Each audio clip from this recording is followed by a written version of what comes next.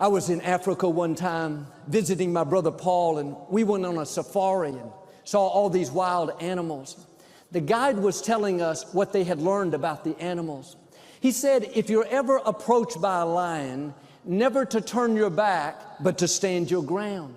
The instinct will be to turn and run, but lions can run up to 50 miles an hour. He said, if you run, you'll just die tired. A great thought, right? He explained that even if the lion is a couple hundred yards away, charging towards you, the best thing you can do is stand your ground and keep looking the lion in the eye. He said something fascinating. 90% of charges are mock charges. The lion is seeing what you're going to do. If you run, they're going to have a steak dinner. If you stand your ground, they're going to back off. It's going to be a mock charge. It's not a coincidence that our enemy is called a roaring lion. He roars to see what you're going to do.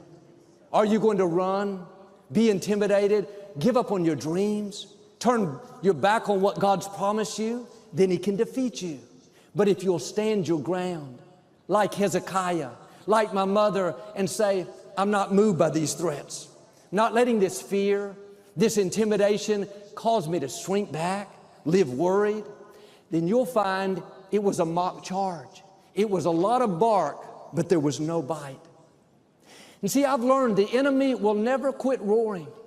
I've seen God take me places that I've never dreamed. He's opened up big doors and defeated great enemies. You would think he'd say, okay, Joel, he's not going to listen. God's been good to him. But even now, I still hear the roar. You've made it this far, but you can't keep this up. You've seen your best days. The opposition is too much. The roar still comes, but I've trained myself to not pay any attention to it.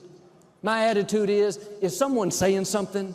Do I hear some noise? You can get to the point where you don't give it the time of day.